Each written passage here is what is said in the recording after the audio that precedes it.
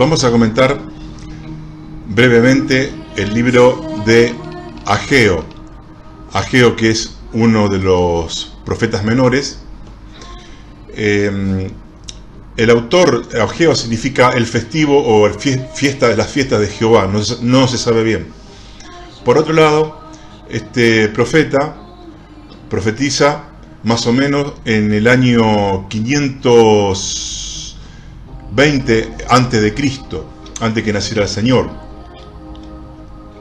Ya cuando el contexto histórico es cuando los que habían estado cautivos, Israel, especialmente la tribu de Judá y Benjamín, que habían estado en Babilonia por 70 años, cumplidos los 70 años, los persas derrotan a los babilonios y los persas tuvieron una buena actitud con los judíos. A través de Esdras les permite volver 50.000 judíos a la tierra prometida para reconstruir el templo. Entonces, Ageo es el penúltimo libro más corto del Antiguo Testamento. El más corto es Abdías y después Ageo, que tiene 2 capítulos y está entre los profetas menores. Y este fue el contexto histórico. Entonces ellos tenían que volver para reedificar primero el templo y después la ciudad de Jerusalén. Para un contexto más amplio hay que leer el libro de Esdras, porque Ageo profetizó en tiempos también de Esdras. Entonces, el libro tiene 3 objetivos. Primero, como dijimos, la exhortación a reconstruir el templo del Señor, la promesa de una gloria mayor en un templo futuro, y destacar el espíritu guerrero del Señor. Mire, la expresión Jehová de los ejércitos aparece 14 veces en Ageo, cuando realmente tiene solamente 2 capítulos. Entonces, Señor, ¿por qué? Porque en ese momento tenían problemas de los samaritanos que los atacaban y no dejaban que los judíos reconstruyan su templo. Eran hostigados por los samaritanos, tenían esos enemigos. Vamos a sacar algunas enseñanzas de Ageo. Bien, en primer lugar, el pueblo había caído en lo que se llama la procrastinación. Ahora vamos a ver esta palabra. Porque dice en el 1:2 de Ageo, este pueblo dice: no ha llegado aún el tiempo de que la casa de Jehová sea reedificada. Ellos decían, todavía no es el tiempo. Resulta que han pasado 14 años de que volvieron de la deportación de Babilonia, en este caso a Israel, y ellos estaban haciendo sus casas y el templo de Dios estaba descuidado. Y lo llama este pueblo, no dice mi pueblo, porque estaba tan enojado el Señor que le dice este pueblo. A veces dice mi pueblo, decía este pueblo porque estaba muy enojado. Entonces yo les quiero mostrar un cartel, la palabra esta, que a lo mejor no la conocen. Hago carteles porque no sé cómo ponerme con mi editor. La palabra procrastinación. Procrastinación. Bien. Esto significa evadir responsabilidades. Procrastinar significa dejar de hacer lo que se debe hacer hoy para mañana, pero para un mañana que nunca llega. Es una especie de pereza, de vagancia y de egoísmo.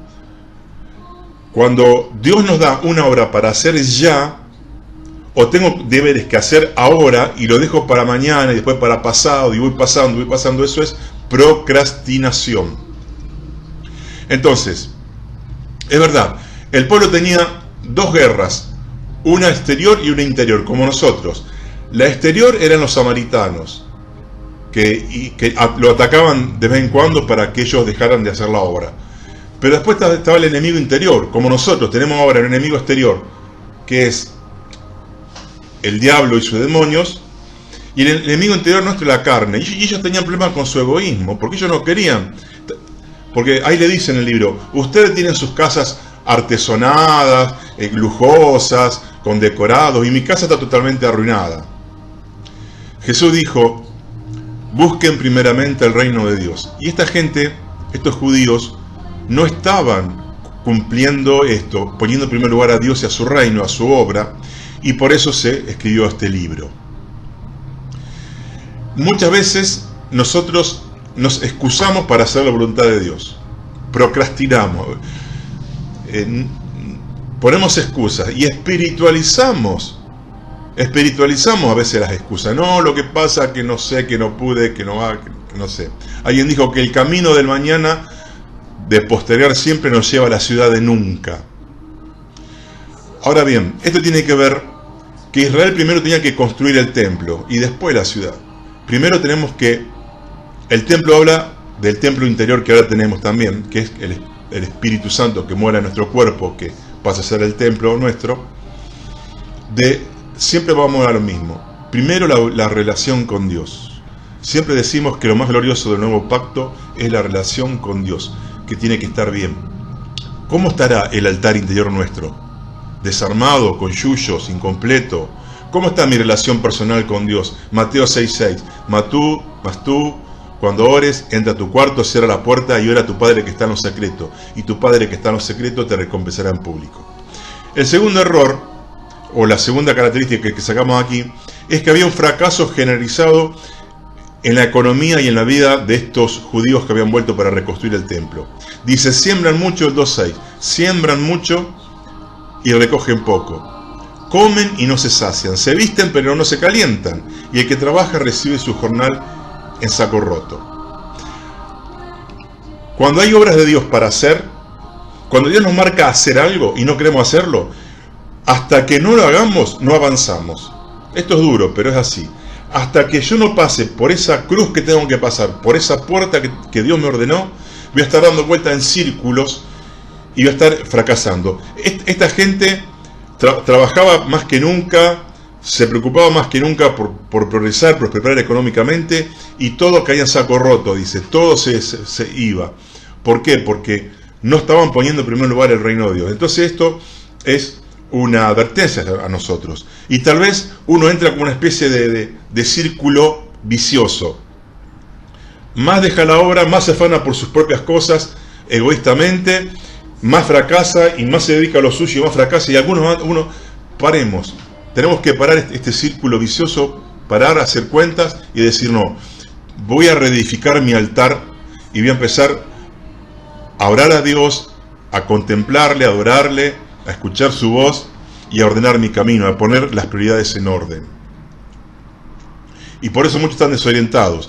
Cuando hablamos del materialismo, que es el problema que tenían estos judíos, decimos que hoy el que no es espiritual es materialista. ¿Por qué? Porque está afanado por enriquecerse. No está mal progresar económicamente, pero el que está afanado por tener más y consumir y tener los últimos aparatos y las últimas cosas, está tan metido en materialismo nosotros que dijimos que si yo les digo a ustedes, conozco una persona exitosa, todo el mundo dice, es rica, una persona de mucho dinero, tiene autos 0 kilómetros, tiene yate, tiene una mansión. No, puede ser un hombre pobre y exitoso porque es un buen siervo de Dios, es un buen papá, es un buen hijo, es un buen empleado, etc. El cristiano tiene dos alternativas: o vive para Dios o para sí mismo. Es lo que dice 2 Corintios 5:15. Y por todos murió Cristo, para los que viven, ya no vivan para sí, sino para aquel que murió y resucitó por ellos. En tercer lugar, para destacar, tenemos los llamados diálogos internos que hacían estos judíos.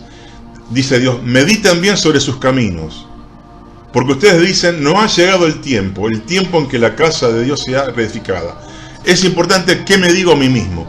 Ellos se autoconvencieron de que el tiempo lo puede esperar. Primero están mis intereses. Entonces, cuidado con los que nos decimos a nosotros mismos. Un diálogo interno también negativo fue cuando en Génesis 20:11, cuando Abraham va a la tierra de Gerar y dice, no, Sara no es mi esposa, mi hermana, mintió. Y el rey la tomó para su mujer. Y ahí Dios se le aparece en sueño y lo reta al rey. El rey también no lo había tocado. Y dice el rey de Gerar a Abraham, Abraham, ¿qué hiciste? ¿Por qué no me dijiste que era tu esposa? Miren que el gran padre de la fe tuvo un aspecto de egoísmo y cobardía. Dice, no, yo dije para mí, diré, es mi hermana, por la duda que me maten para tenerla. Cuidado con los que nos decimos a nosotros mismos. Cuidado con permitirnos pecar, dar pautas para pecar. Y esta gente le iba mal en todo lado, porque querían prosperar y cada vez estaban peor. Y dice Eclesiastés 7:14, en el día del bien goza del bien, y en el día de la adversidad considera. Si hay adversidad, hay veces que la adversidad son parte del proceso de prueba que Dios nos pone. Pero hay veces que hay adversidades que son culpa de nuestras fallas o de nuestros pecados, y ahí tenemos que empezar a reconsiderar. Otra enseñanza que sacamos dice en 1:8, suban al monte y traigan madera y reedifiquen la casa, y pondré sobre ella mi voluntad y seré glorificado, dice el Señor. La obra de Dios requiere esfuerzo, disposición. Sin tiempo nada se puede hacer. Ahora, es muy común ver a veces que somos muy diligentes para los negocios de esta vida, que no está mal, tenemos que trabajar, si podemos prosperar, vamos a prosperar. Pero a veces estuve con un hermano muy hábil para hacer carpintería, para hacer muebles, para saber de computación, porque son cosas que a él le gusta y es muy inteligente. Y cuando hablamos tema del Señor, un hermano ya de más de 30 años en el camino, más de 35 años más o menos, dice, no, de la tema bíblico sabe mi esposa. Y yo me quedé ahí y iba a decir, ¿cómo? Vos sos el pastor de tu casa, vos sos la cabeza de tu esposa, vos tenés que también conocer y alimentar a tu esposa. Pero no, él se jactaba, me mostraba todas las obras que hizo en sus muebles, la verdad que era para felicitarlo, pero estaba poniendo en primer lugar la obra material, y de la Biblia casi no sabía o no le interesaba hablar de Dios, y era un hermano en Cristo. Y por último, dice, yo estoy con ustedes, dice Jehová. Y Dios despertó, dice, el espíritu de Zorobabel, que era el líder civil, el gobernador, de Josué, que en este caso otro Josué, que era el líder sacerdotal, religioso, y del pueblo, y trabajarán en la casa del Señor. Yo estoy con ustedes. Mire, la presencia de Dios es lo primero que tenemos que tener para encarar cualquier cosa. Primero orar, primero esperar en Dios. Pero es importante que dice que Él despertó el espíritu. Miren, si Jehová no inicia la obra, si el Señor no inicia la obra, no vamos a tener éxito, porque dice el Salmo 127:1, si Jehová no edificare la casa, en vano trabajan los que la edifican. Si Jehová no guardare la ciudad, en vano vela la guardia. Entonces, Dios mira todas las cosas desde su origen. Aún lo que yo quiera hacer en la obra de Dios, tengo que esperar la orden de Dios para hacerla. Dios mira por dónde procede. ¿Procede de mi carne? No la quiero. Procede de mi espíritu, en ustedes sí la quiero. Por eso, la primera obra misionera, ahí creo que en Hechos 13, es cuando el Espíritu Santo comisiona a Bernabé y a Pablo, y a Saulo en este caso, para la obra del ministerio. Bien, vamos a hacer otro video con el segundo capítulo, y así terminamos el libro de Ageo, y espero que esto les haya interesado.